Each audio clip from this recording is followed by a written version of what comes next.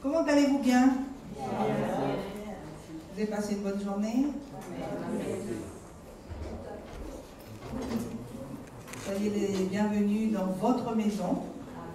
Soyez les bienvenus chez vous. Parce que j'espère que vous avez la conviction que la maison du potier est chez vous. Est-ce que vous êtes prêts à recevoir la parole du Seigneur? Qui peut me donner le thème de ce soir avant qu'il soit affiché? L'obéissance, la clé de ta destinée. C'est un grand thème, hein? Parce qu'il faut avouer que, je ne vais pas dire les enfants de Dieu, je vais dire les êtres humains ont un souci avec l'obéissance. Qui était un enfant obéissant?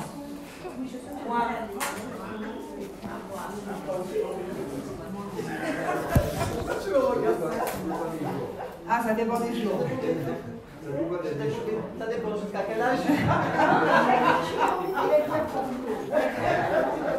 Alors, qui était un enfant désobéissant? Moi, je faisais tout le contraire de ce qu'on me disait de faire. Quand on me disait ne touche pas, c'est là que je touchais. Et on m'appelait la petite souris, parce que la petite souris attendait que tout le monde aille dormir. Et elle faisait toutes ces petites bêtises. Alors, on en rigole, mais c'est vrai que la désobéissance, c'est un problème. C'est un problème et force est de constater que lorsqu'on parcourt le livre de la vie, on voit malheureusement les conséquences de la désobéissance de l'être humain. Alors, je voudrais ce soir vraiment, pour ceux qui peuvent, mettez-vous debout. Nous sommes entre nous, nous sommes en famille, mais chaque fois que nous nous réunissons, vous le savez, il y a des choses importantes que le Seigneur veut déposer dans nos cœurs. Alors je prie ce soir que vraiment vos cœurs soient disposés à recevoir la semence que l'Éternel a préparée pour chacun. Nous avons tous, depuis notre naissance, été plus ou moins désobéissants. Et nous le sommes encore aujourd'hui. Et pourtant, ce thème, qui est l'obéissance, qui est la clé de notre destinée, nous ne voulons pas négliger le fait d'être obéissant à la parole de Dieu, à la volonté de Dieu et à son Saint-Esprit.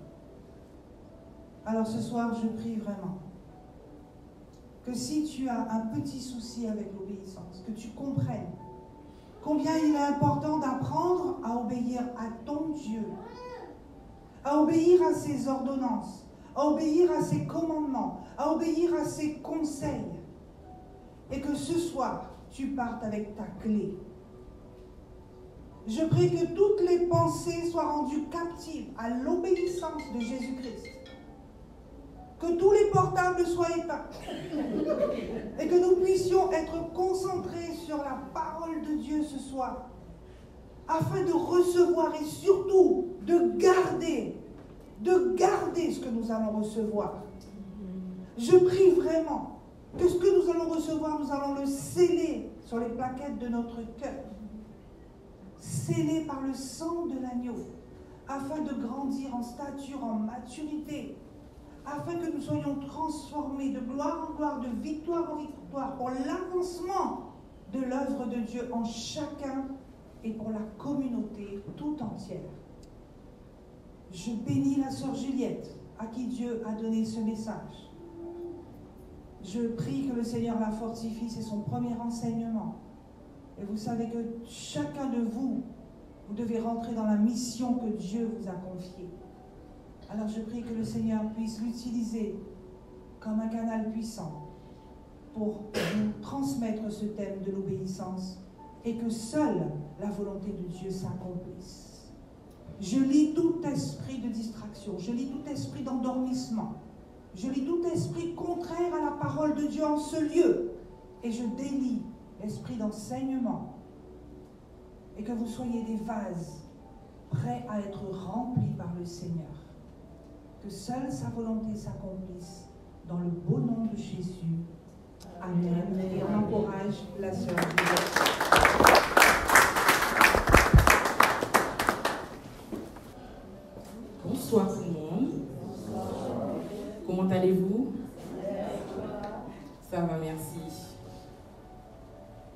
je vais remettre ce moment entre les mains du Seigneur. Père éternel, je te remets, Seigneur, ce temps d'enseignement. Seigneur, je m'abandonne totalement. Seigneur, je m'efface devant toi afin que ton esprit prenne toute la place.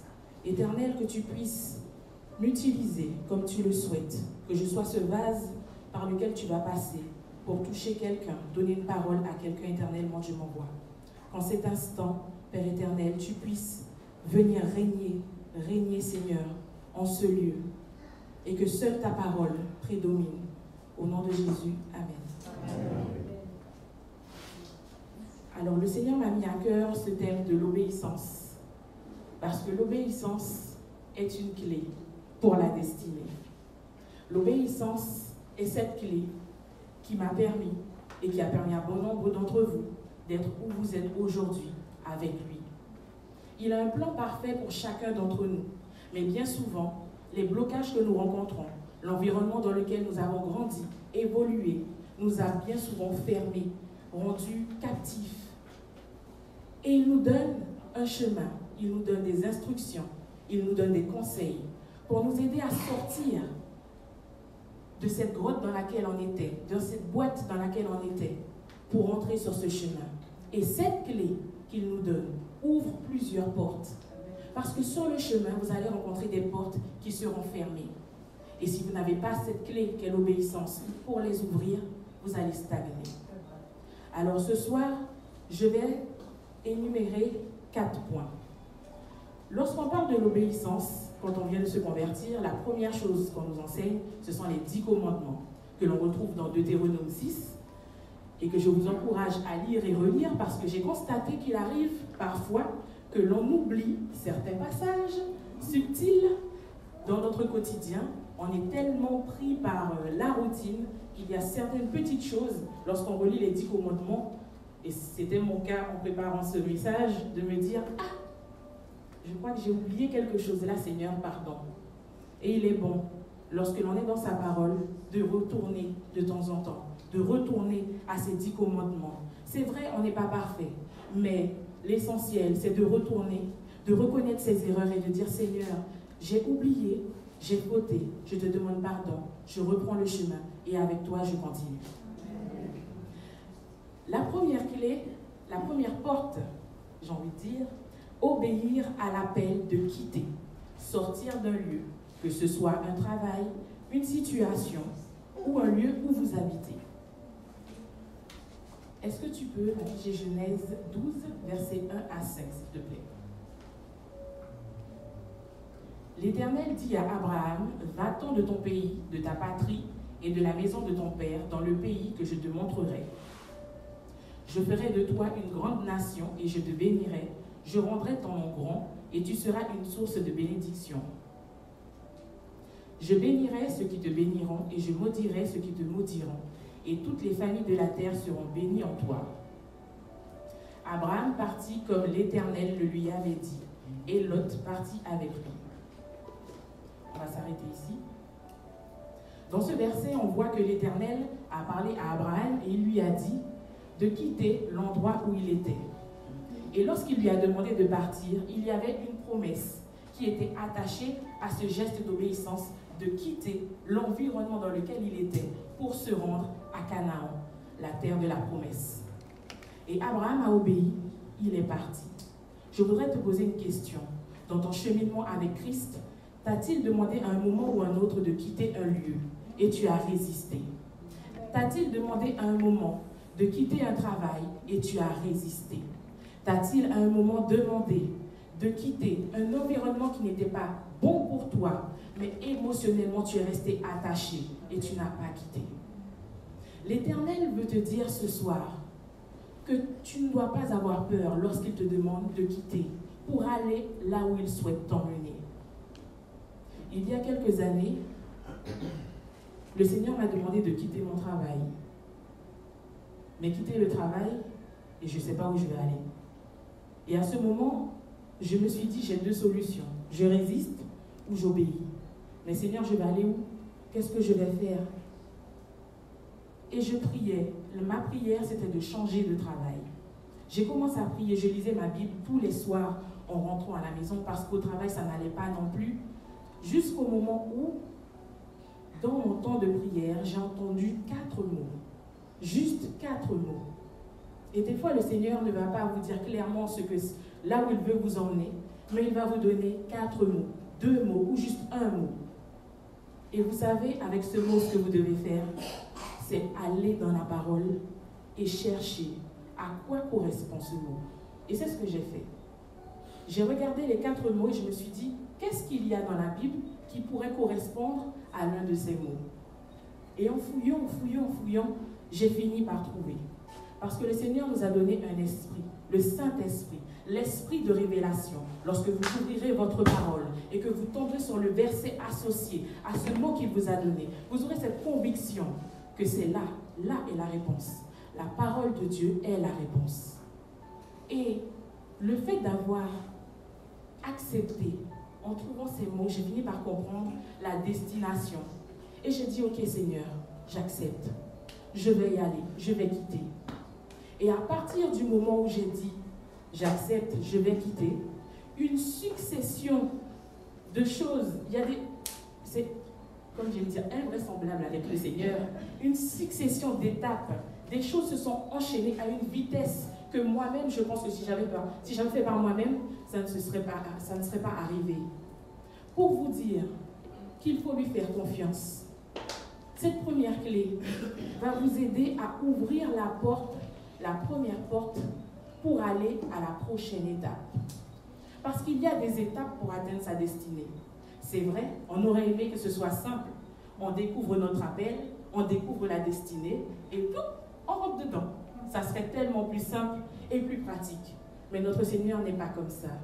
Souvent, quand il nous prend, on est comme ce vase. Et quand il est venu me chercher, j'étais comme ce vase. J'étais brisée avec énormément de miettes. Et chaque porte que l'on ouvre avec cette clé qu'est l'obéissance nous permet d'être restaurés, nous permet de changer, de nous améliorer et surtout lui permettre à lui, à travers chaque pas qu'il nous demande de faire, de changer, d'être transformé et de lui permettre de nous amener à être ce qu'il veut. Le vase nous donner la forme qu'il souhaite que l'on puisse avoir. Je quitte, je rentre dans le processus, je fais une demande de démission, reconversion, et quand je dépose ma demande, je rencontre un premier blocage. On me dit, mais madame, la date est dépassée. La date est dépassée, c'est trop tard. Mais bon, je vais quand même déposer votre dossier et on verra. J'ai dit, Seigneur, j'ai été obéissante. Tu as dit, j'ai fait. Maintenant, je remets tout entre tes mains, à toi d'agir. Je reçois un message, quelques temps plus tard. Madame, la directrice, elle est restée bloquée en métropole. On ne peut pas faire la commission. Du coup, je vais rajouter votre dossier. Amen, merci Seigneur. J'ai dit, elle est restée bloquée. Quel dommage. Mais merci pour moi. Mon dossier, finalement, passe à la commission. Et à ce moment-là, le Seigneur me demande de jeûner, de faire mon premier jeûne d'Esther. Quelle obéissance! J'ai dit, Seigneur, ça là, ça me semble compliqué, mais je vais quand même essayer. Et je suis restée accrochée à ce fait de dire, parce que Dieu a dit, ça va s'accomplir. L'erreur que l'on fait souvent. L'Éternel a dit, c'est vrai, ça va s'accomplir, mais il faut que tu fasses ta part. Il faut que tu fasses ce que l'Éternel t'a demandé de faire. Et moi, je suis restée sur cet acquis de l'Éternel a dit, l'Éternel va faire. Il a bien débloqué la première fois, donc pourquoi je vais me forcer? Le premier jour, ça a été. Sauf que c'est ce jour que ma mère a choisi pour faire banane pesée, avec le bon cochon frit. Je suis restée toute la journée dans la chambre, j'ai dit, je ne sors pas. Et mon père qui vient toquer à la porte en me disant, tu ne veux pas manger? J'ai dit, papa, je jeûne. Il me dit, mais tu ne bois pas non plus? J'ai dit, non. Le deuxième jour, j'ai eu mal au ventre. Mais quand je vous dis mal au ventre, un mal de ventre, je n'ai jamais eu autant mal au ventre. Finalement, dans la soirée, j'abandonne, je vais manger. Et je me dis, Seigneur, c'est pas grave, de toute façon, tu as dit, ça va s'accomplir. Donc j'ai commencé à obéir et finalement, en chemin, la chair a pris le dessus et j'ai abandonné. J'ai mangé. La commission passe et je reçois un message. Une réponse a été déposée sur votre espace personnel, sur le site Transition Pro. Donc je suis toute joyeuse. L'Éternel a dit, n'est-ce pas? Donc il va accomplir. Je suis toute heureuse, je vais sur mon espace et je vois refuser. Je suis décomposée. Et ce que je ne vous ai pas dit, c'est qu'avant que ce dossier passe en commission, l'Éternel me demande de démissionner. Et je lui dis, je n'ai pas encore la réponse, je ne sais pas si je vais pouvoir partir. Je ne peux pas démissionner. Et il me dit, démissionne. J'ai démissionné. J'ai ma date de préavis, je sais à quelle date je vais partir. Et Transition Pro me dit, oui, mais votre dossier, il a été refusé. Et là, je dis, mais Seigneur, j'ai pleuré toutes les larmes de mon corps. Seigneur, pourquoi? Pourquoi tu n'as pas agi à ce moment-là? Et j'ai entendu, mais et toi? Pourquoi tu n'as pas obéi à cette instruction-là? Et à ce moment-là, je me suis mise à genoux. Je suis rentrée en repentance. Et j'ai reconnu que je n'étais pas capable. N'ayez pas honte d'aller devant la face de Dieu quand vous ne pouvez pas et lui dire, Seigneur, j'ai essayé, tu as vu Seigneur, mais je n'y arrive pas. C'est difficile. Aujourd'hui, à ce stade de ma vie, je n'ai pas encore la force nécessaire pour y arriver. Pardonne-moi. Mais Seigneur, je veux, j'ai la volonté, aide-moi. Et cette fois, il me demande encore de faire 3 jours de jeûne. Mais cette fois, je mange le soir, mais des choses spécifiques. Je retourne dans mon temps de jeûne. Cette fois, je vais au bout, je vais manger le soir quand même un petit peu. Et là, la seconde commission, mon dossier est accepté. Et mon conseiller me dit, en fait, la première fois, ils n'ont même pas ouvert ton dossier. Ils ont juste vu démission, reconversion. Et vu que tu n'avais pas de business plan, pour eux, tu voulais ouvrir une entreprise, ils n'ont pas ouvert ton dossier. Donc, ils n'ont pas vu que c'est une formation que tu voulais faire. Donc, ils l'ont juste mis de côté. Et cette fois, ils ont pris le temps d'ouvrir le dossier et de voir que je voulais démissionner pour faire une formation. Et là, ils ont pris le temps d'étudier tout le plan sur 3 ans des formations que je m'apprêtais à faire, et ils l'ont accepté.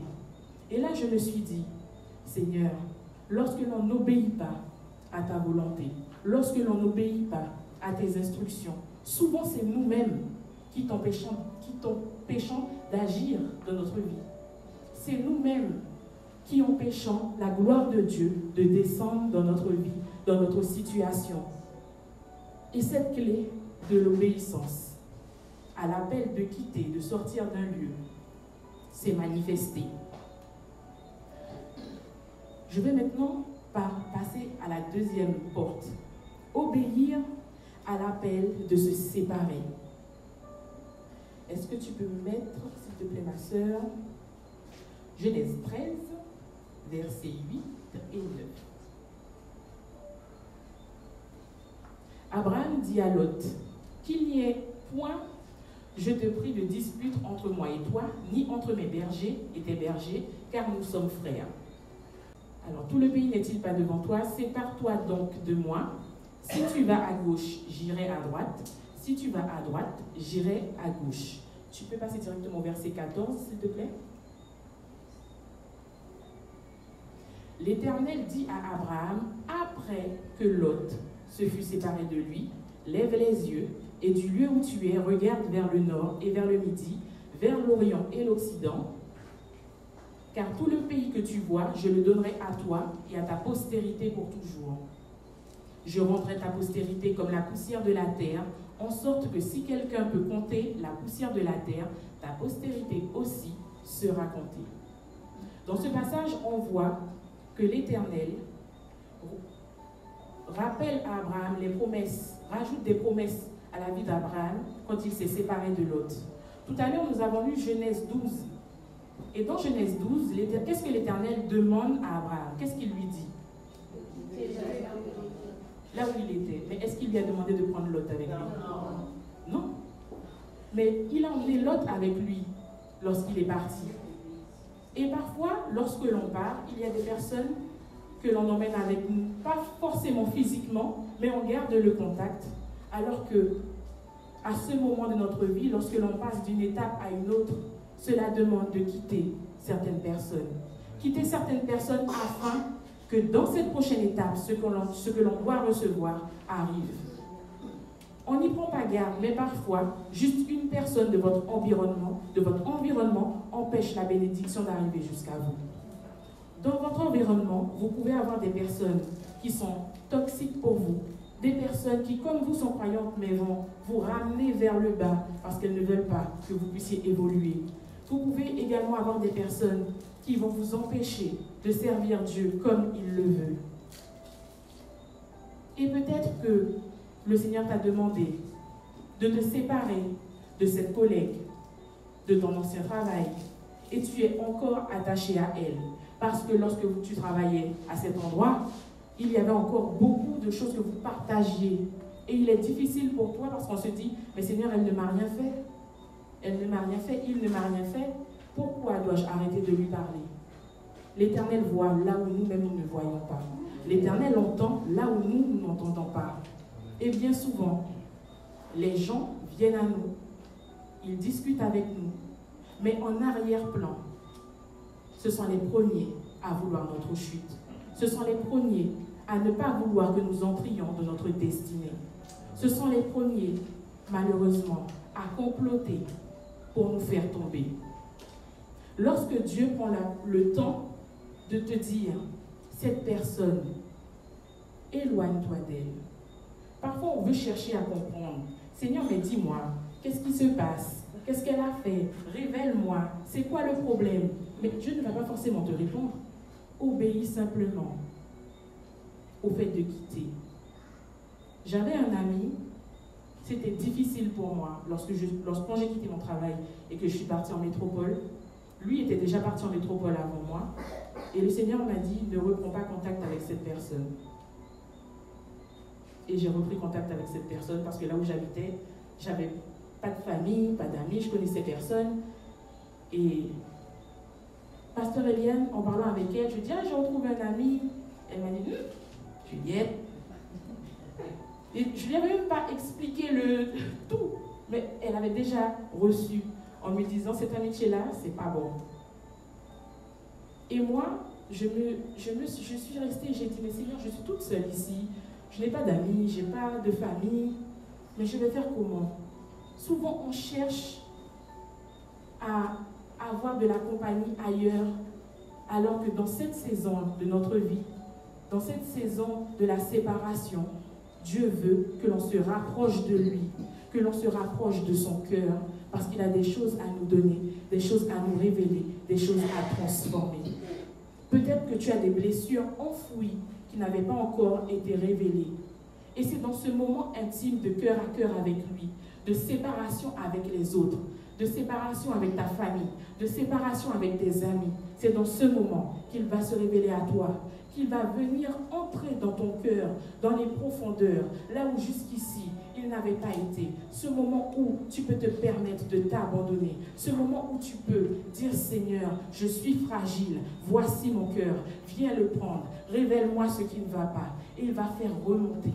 Il va faire remonter ces choses qui sont enfouies depuis plusieurs années à l'intérieur de ton cœur pour pouvoir te dire, je veux restaurer ce cœur, mais il faut que tu me le donnes. Et ce cœur, on a du mal à le donner à Dieu en étant attaché souvent à d'autres personnes. Notre Dieu est un Dieu jaloux. Un Dieu jaloux. Si tu aimes quelqu'un beaucoup plus que Dieu, là, il y aura un problème. Là, il y aura un problème. Et si vous regardez bien, souvent, vous demande de vous séparer, ou Dieu vous demande de vous séparer d'une personne qui prend sa place dans votre vie. Une personne qui parle souvent avec vous, qui vous emmène en sortie, qui vous emmène faire plein de choses et qui vous empêche de lire la parole, de passer du temps avec Dieu. Notre Dieu est un Dieu jaloux. Mais il est également amour. Et c'est cet amour qu'il veut déverser sur toi. C'est cet amour qu'il veut te donner. Cet amour qui va te permettre d'être restauré. Obéir à l'appel de se séparer n'est pas vain. Parce qu'au contraire, lorsque tu vas faire cet acte d'obéissance, viendra également le moment où lui-même positionnera autour de toi les bonnes personnes.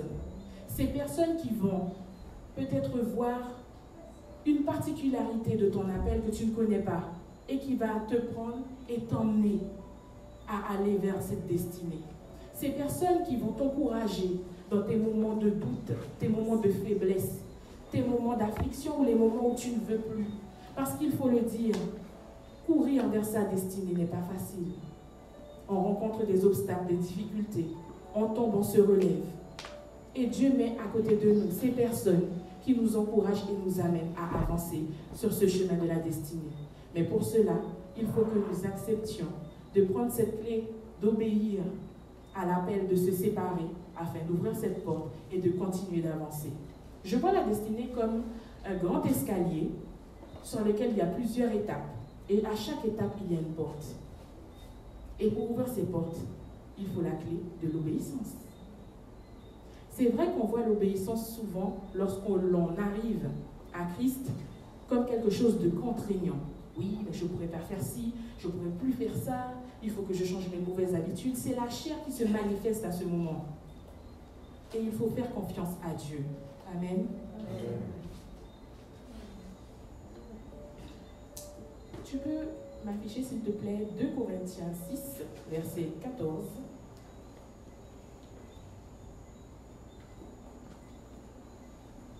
Ne vous mettez pas avec les infidèles sous un joug étranger, car quel rapport y a-t-il entre la justice et l'iniquité, ou qu'y a-t-il de commun entre la lumière et les ténèbres?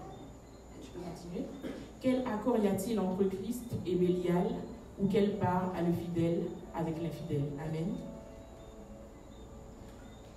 Nous rencontrons souvent des personnes dans notre environnement, dans notre église, qui, comme vous, viennent au culte, parfois même servent dans un service, mais dans leur vie, il y a malheureusement de l'infidélité à Dieu.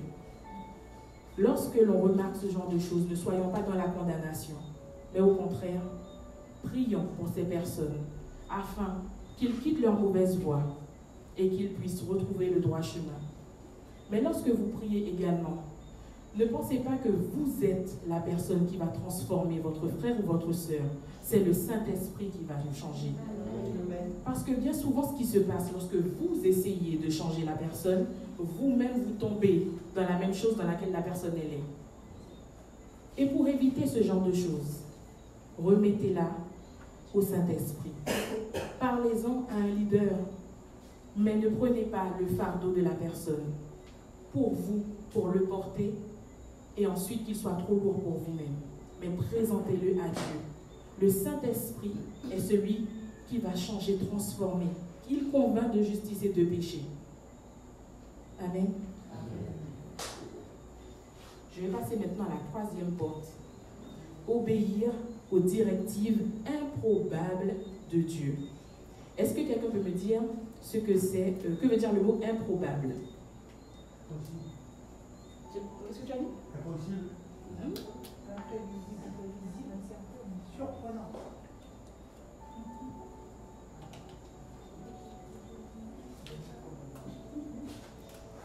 Improbable. Le terme improbable signifie qu'il y a peu de chances que cela se produise.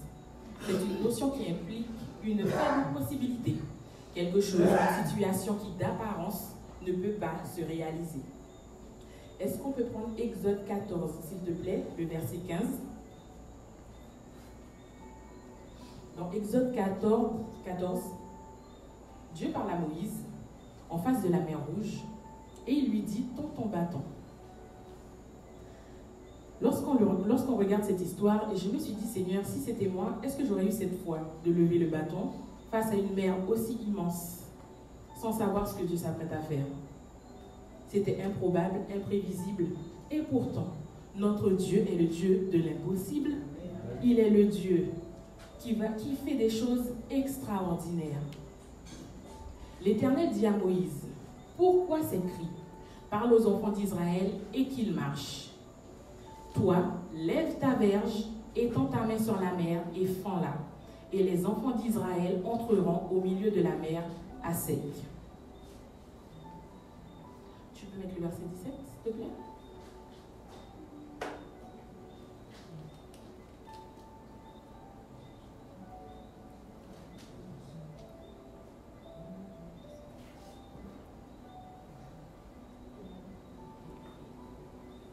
Et moi, je vais endurcir le cœur des Égyptiens pour qu'ils y entrent après eux. Et Pharaon et toute son armée, ses chars et ses cavaliers feront éclater ma gloire. Dans ce passage, on voit que l'Éternel demande à Moïse de lever sa verge et de fendre la mer afin que le peuple puisse passer. Combien de fois Dieu, dans ta vie, t'a demandé de lever ta verge afin qu'il puisse agir et faire quelque chose qui te semble impossible et tu n'as pas obéi? Parce que pour toi, ce n'était pas possible. En réalité, si Dieu vient... Quand j'ai lu cette histoire au tout début, la première fois, je me suis dit, mais comment il a fait pour avoir cette foi? Lorsqu'on regarde avec nos yeux charnels, c'est pas possible d'ouvrir la mer, de fendre la mer en deux. Mais nous avons un Dieu qui est capable de faire au-delà de ce que l'humain lui-même est capable de faire. Et on voit que l'Éternel a ouvert les eaux afin que son peuple passe. Et même les Égyptiens sont passés. Mais alors que l'Éternel fait ce miracle pour toi, pour que tu puisses courir vers ta destinée, il entraîne tes ennemis pour les faire échouer. Les Égyptiens sont rentrés, mais eux, ils ne sont pas ressortis. Alléluia. Et le Seigneur va ouvrir encore des portes, des chemins, là où il n'y en a pas. Là où, lorsqu'on regarde, on se dit, mais ce n'est pas possible. Seigneur, ma situation ne me permet pas. Pourquoi tu me demandes de faire ce geste? Pourquoi tu me demandes d'aller à tel endroit? Pourquoi dois-je faire ceci? Pourquoi dois-je faire cela? Et on ne veut pas croire. Je reviens sur mon histoire de tout à l'heure, du départ. Il y a eu la démission, il y a eu le départ. Mais avant cela, il y a eu l'acte prophétique. Lorsque j'ai reçu la première fois, après avoir reçu les 4 mots, j'ai reçu une instruction qui, sur le moment, me paraissait invraisemblable. Je n'ai pas d'argent, je ne peux pas payer un billet d'avion. Et tu me demandes de quitter mon travail, mais je vais faire comment? Et il me dit, achète une valise. Achète une valise violette. J'ai dit, Seigneur, même la valise, je ne veux pas acheter. Achète une valise. Je dis, mais je vais acheter une valise. Mais à cette époque, j'habite avec mes parents. Je dis, mais mes parents connaissent ma situation. Ils vont me dire, mais Juliette, tu es folle. Où tu vas aller? Et j'ai dit, j'en ai parlé à ma mère parce que ma mère, depuis le début de mon cheminement, elle a vu comment le Seigneur fonctionne avec moi. Et lorsque je lui dis, voilà l'instruction que j'ai reçue, elle m'accompagne dans ce chemin. Et elle respecte ce que je fais. Et elle m'a donné les sous. J'avais l'image de la valise, la couleur. J'ai choisi un jour en sortant du travail, j'ai dit, Seigneur, je vais obéir, je vais acheter la valise. Je suis allée au centre-ville et je descends la rue avec ma voiture. La valise me fait coucou. Elle est sur le trottoir devant le magasin. Je suis derrière mon volant, je dis, ma valise! Je vais me garer. J'arrive, je regarde la valise, je dis, mais c'est la valise que j'ai vue. Je l'achète, je la mets dans la voiture. J'arrive en bas de chez moi, je dis, bon Seigneur, maintenant, comment on monte avec la valise sans qu'on me pose de questions? Obéir à Dieu, souvent, va... Comment je veux dire ça? Vous serez incompris par certaines personnes. Parce que l'acte d'obéissance qu'il va vous demander de poser, pour les gens, ce n'est pas possible. Pourquoi tu fais ça? Et si encore vous essayez de dire, oui, mais c'est l'instruction du Seigneur, bien souvent, ils vont te dire, Dieu n'a pas pu te dire ça. Et pourtant, parce que chacun d'entre nous, nous avons un chemin différent. Notre histoire avec Dieu est différente. Ce que l'on a vécu, d'où on vient avec Dieu, est différent. Notre appel est différent. Et il fonctionne avec chaque personne différemment.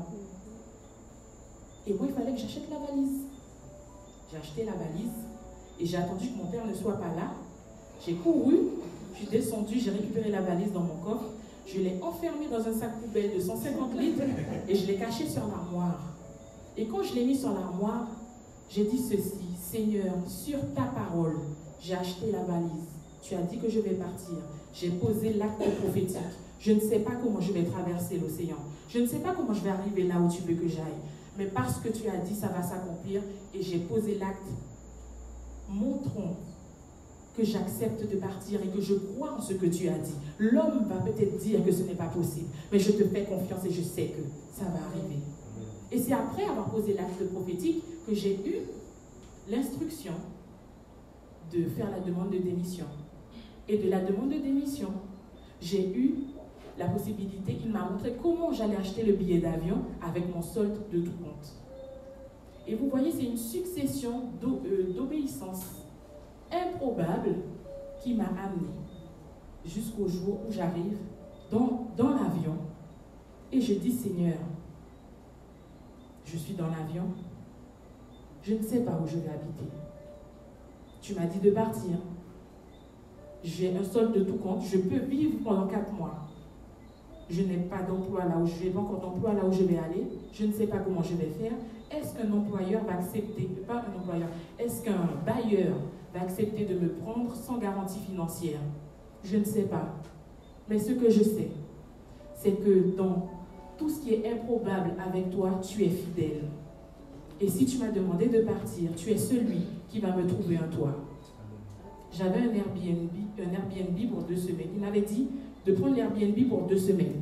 Mais comme j'avais peur, j'ai pris 3 semaines. Et quand je suis arrivée, on est venu me chercher à l'aéroport. Je suis allée visiter un logement 1 semaine avant que je prenne l'avion. Ça faisait un moment que je regardais sur Internet où je pouvais trouver un logement.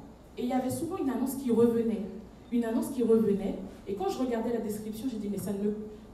la dame, elle va pas m'accepter. Ça ne me ressemble pas, en fait. Les critères qu'elle avait mis ne coïncident pas avec ma situation.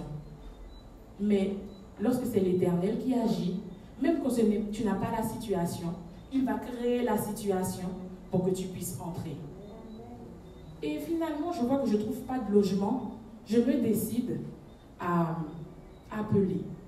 J'appelle, je lui explique la situation, je lui explique mon programme de formation.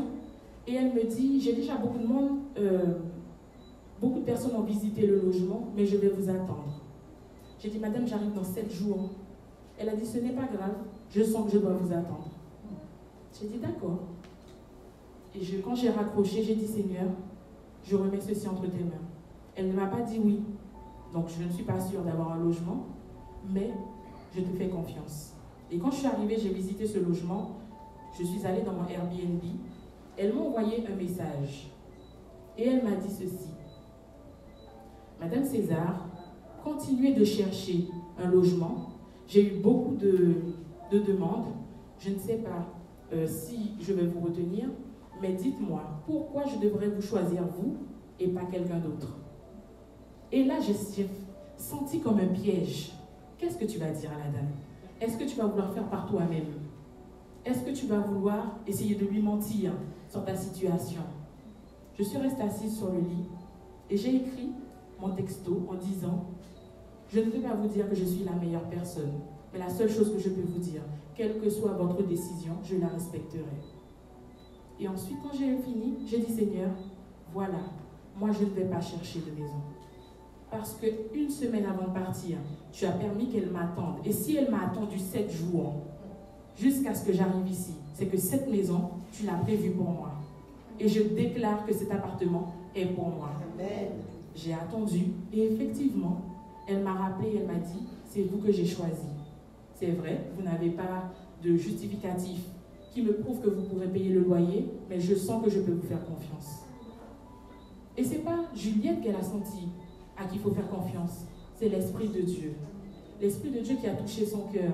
L'Esprit de Dieu qui guide votre chemin. C'est lui qui m'a guidé vers cette maison. Et je peux vous dire que pendant ces 3 années que j'ai passées en métropole, j'ai eu la confirmation que c'est Dieu qui m'a positionné à cet endroit. Parce qu'il y a des choses qu'on ne dit pas tout de suite. Des choses qui, en apparence, on voit que les gens ils sont loin, ils sont bien. Mais on traverse des tempêtes inimaginables. Seul, loin de sa famille, loin de ses amis. Dans ce désir d'entrer dans son appel, dans ce désir de plaire à Dieu et de poursuivre sur ce chemin.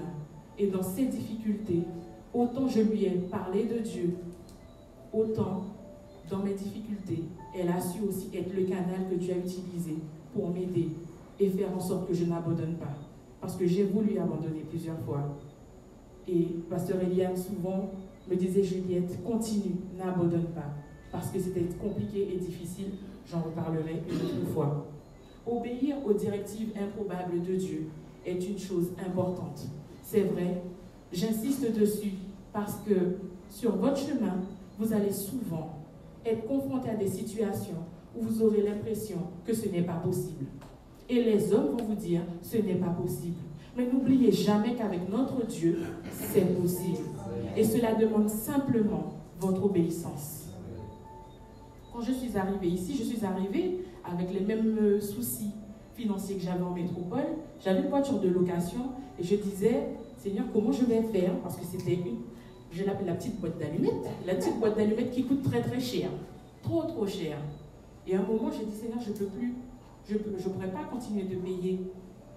Et quelqu'un m'a dit, la première personne qui me l'a dit, c'est mon père, d'aller chez un concessionnaire. Et j'ai dit, je ne peux pas. Quand je regarde mon compte en banque, là, je ne peux pas. Et le Seigneur, à ce moment-là, passe également par une autre personne qui me répète la même chose. Et je dis, mais est-ce que ce n'est pas Dieu qui est en train de me parler? Parce que je regardais à ma situation, je regardais à mes circonstances. Souvent, on est tellement la tête baissée dans nos circonstances que l'on ne permet pas à Dieu de nous bénir et de nous donner ce qu'il a à nous donner. Et j'ai dit, Seigneur, je pense que c'est toi qui me parles. Je vais obéir, je vais y aller. Je suis allée, j'ai pris les informations, j'ai fait mon dossier. Et c'est vraiment, mais vraiment, la grâce de Dieu. Au concessionnaire, la dame m'appelle et me dit, Madame, la voiture que vous avez choisie, j'ai choisi une voiture sans option, le plus petit prix. Et elle me dit, mais la voiture que vous avez choisie, il n'y a plus, Madame. Il reste une dernière et c'est la toute option. J'écris, j'ai dit, Madame, c'est trop cher, je ne peux pas. Et j'entends le Saint-Esprit qui me dit, dis oui. J'ai ouvert mes yeux, j'étais toute seule dans la maison. J'ai dit, dire oui. Je dis, mais c'est cher. Mais je ne pourrais même pas payer là, tout de suite, la première échéance. Je vais faire comment, Seigneur? Dis oui. Est-ce que vous auriez dit oui? Oui. J'ai dit ok, j'ai dit oui, mais j'ai mal au ventre. J'ai dit oui, mais je réfléchis. Je suis allée, j'ai imprimé mes relevés bancaires, j'ai surligné, je suis dans mon tableau de suivi. J'ai dit, mais comment je vais payer? J'ai dit, Seigneur, c'est toi qui m'as emmené dans ça. Hein? Donc là, je laisse tout entre tes mains. Et vous savez ce qui s'est passé? C'est pour encourager une personne, ce que je vais dire, à faire confiance à Dieu, même dans les moments les plus difficiles.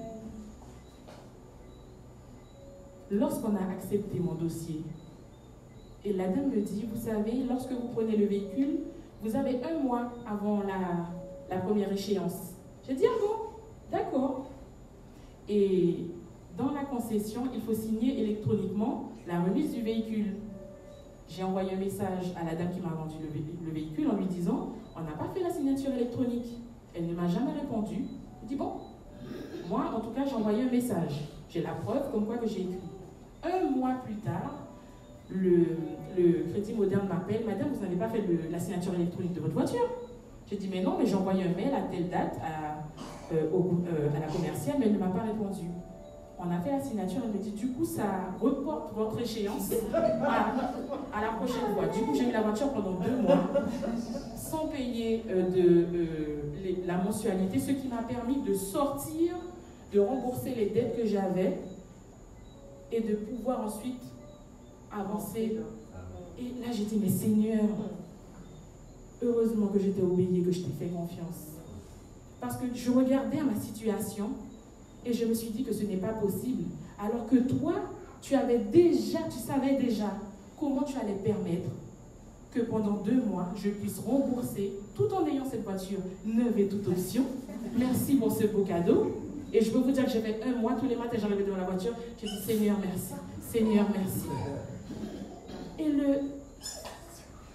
peu importe ce que vous traversez, même si ça vous semble impossible, croyez, car il est celui. Amen. Exactement. Est-ce que tu peux m'afficher l'image, comment Dieu parle, s'il te plaît? Pour obéir à Dieu, c'est petit. Pour obéir à Dieu, il faut également savoir comment Dieu nous parle. Parce qu'il ne parle pas à tout le monde de la même manière. Et en fonction de la période dans laquelle vous êtes, dans votre cheminement avec Dieu, il parlera de différentes manières. Ceci est une liste, on dit exhaustive. Il n'y a pas non exhaustive, merci. Il n'y a pas tout. Mais alors j'en ai mis 7. La parole de Dieu, la Bible, dans notre esprit par le Saint-Esprit, les visions. Donc j'ai mis également les versets à côté. Si une personne à la fin veut l'image, il n'y a pas de souci, je vais l'envoyer. Les songes, la voix audible et visitation du Seigneur, les paroles de sagesse et les paroles de connaissance, un message en langue avec l'interprétation. Donc ce sont différentes manières au travers desquelles le Seigneur peut nous parler. Amen. Amen. Discerner les saisons également. Il est important que tu saches dans quelle saison tu te trouves dans ta vie. Tu peux mettre l'autre image aussi, s'il te plaît. Ici, quand je vous ai parlé tout à l'heure de l'obéissance à quitter, l'obéissance à faire un acte improbable en achetant la valise, j'étais ici. Et ces actes d'obéissance m'ont permis d'avoir les clés pour rentrer dans toute cette phase-là de 2021 et 2023 qui était une phase de formation, mais formation dans tous les sens du terme. Et dans cette phase de formation et d'épreuve, de brisement et de tout ce que vous voulez, l'obéissance que j'ai eue à ce moment m'a permis d'avoir la clé pour être ici et commencer à entrer pleinement dans ma destinée. Je vais t'inviter à repérer les saisons de ta vie. Est-ce que tu es dans une saison où Dieu t'appelle encore, où Dieu veut te révéler des choses? Est-ce que tu es dans la saison de formation? Ou est-ce que tu es dans la saison où il est en train de t'introduire dans ton appel? Dans le développement personnel, on appelle ceci une courbe de vie. Ou en général, sur la courbe de vie, en fonction des années, on met ce qu'on a fait, à quel moment, ça nous permet de voir notre évolution. Et là, je l'ai reconduit, mais en me disant, avec le Seigneur, comment j'ai évolué. Et ça m'a permis de voir à quel moment j'étais dans cette phase d'apprentissage, cette phase de formation, de révélation et d'entrée dans la mission. Et maintenant, lorsque j'étais ici, il y a également une phase très importante qui est le pardon. La saison du pardon. Tu peux m'afficher Éphésiens 4 au verset 32, s'il te plaît? On nous demande souvent de pardonner. Et beaucoup de personnes n'arrivent pas à pardonner. Tu sais, tu ne vas pas réussir à pardonner par toi-même. Mais le Seigneur va te donner la force si tu veux pardonner. Parce que tu peux dire, je n'arrive pas à pardonner, je ne vais pas réussir à pardonner, mais est-ce que tu as dit, Seigneur, je veux pardonner, mais je n'y arrive pas, donne-moi la force de pardonner. Parce que le non-pardon est cause de blocage. Éphésiens 4 nous dit ceci. Soyez bons les uns envers les autres, compatissants, vous pardonnant réciproquement, comme Dieu vous a pardonné en Christ. Maintenant, tu peux mettre Matthieu 6, s'il te plaît, au verset 14.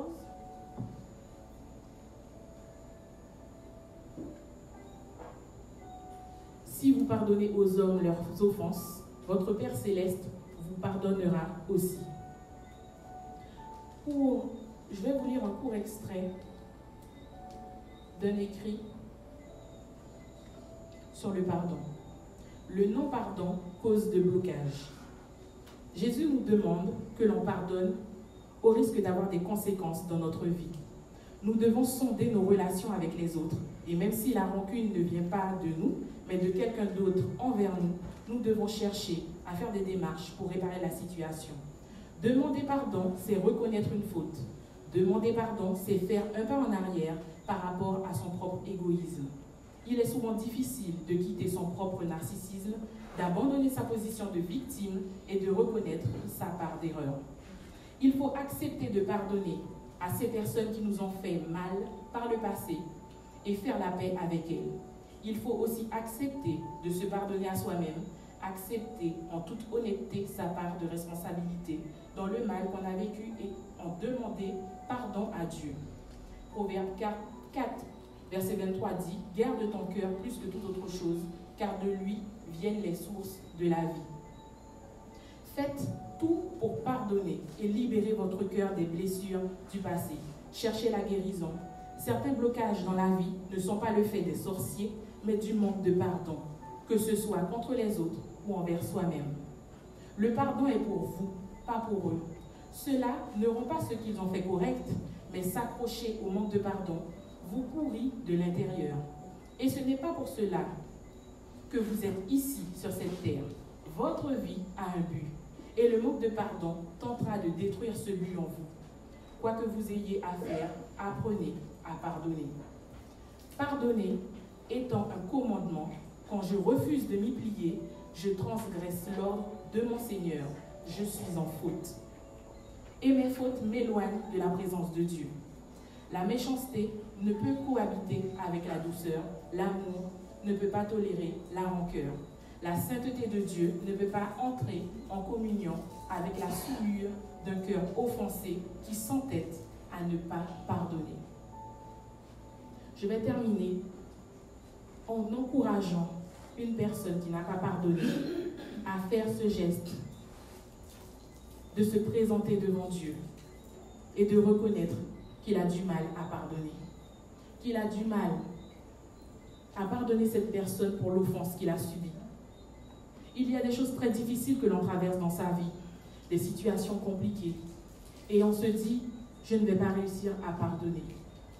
Quand je suis arrivée en Guyane et que j'ai commencé à travailler, là où je travaille, j'ai rencontré quelqu'un de mon passé, quelqu'un qui m'a profondément blessée, quelqu'un que j'ai détesté, quelqu'un qui, au cours de ces 3 années, j'ai jubilé à l'idée de pouvoir revenir en Guyane et de faire face à cette personne et lui dire ces 4 vérités, la confronter. Et quand je l'ai vu, je me suis fâchée contre Dieu. J'ai dit, Seigneur, pourquoi tu me fais ça? Après tout ce que j'ai traversé, pourquoi tu me fais revenir et être au même endroit que cette personne? Je ne peux pas. Et tu savais que si je savais qu'elle travaillait là, je n'aurais pas accepté de travailler là. Et à ce moment,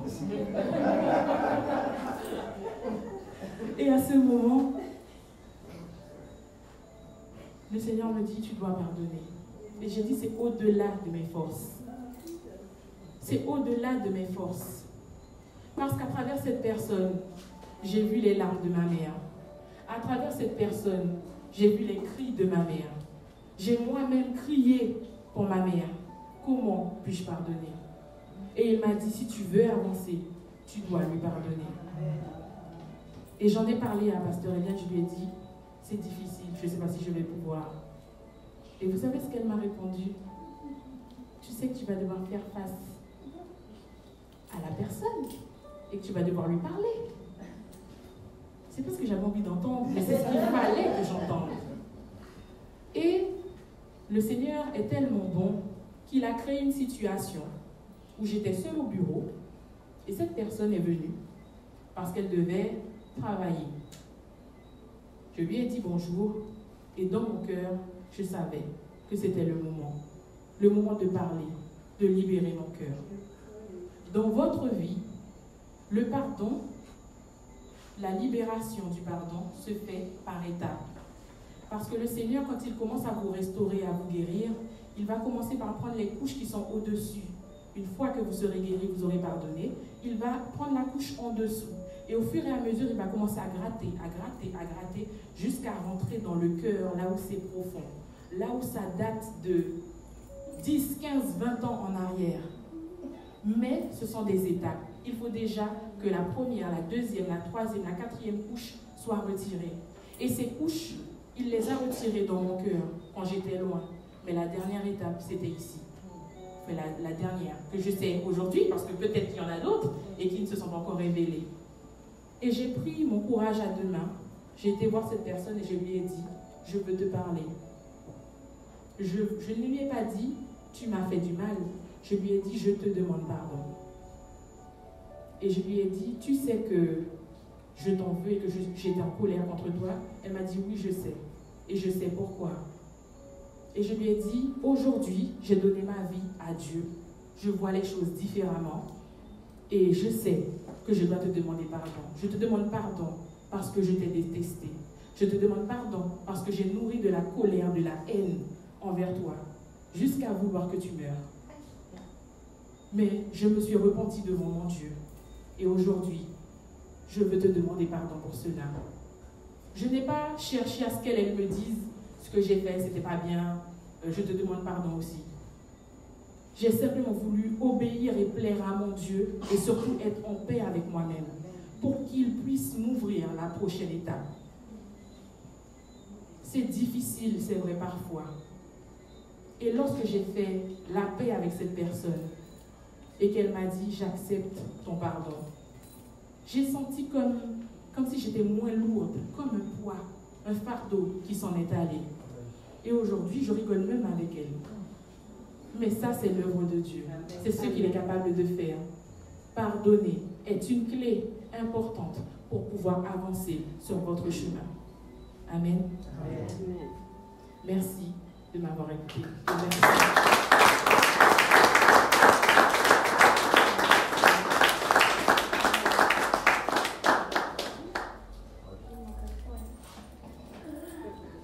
Il manque quel point, ma sœur?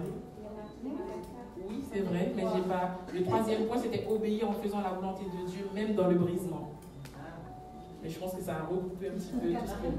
Oui, le quatrième, c'est ça. Obéir en faisant la volonté de Dieu, même dans le brisement.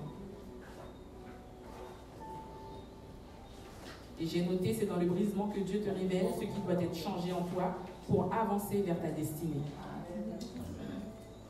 Je rends toute la gloire à Dieu pour ce message et ce qu'il m'a demandé de vous partager.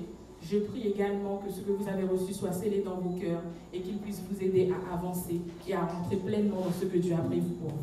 Amen. Amen.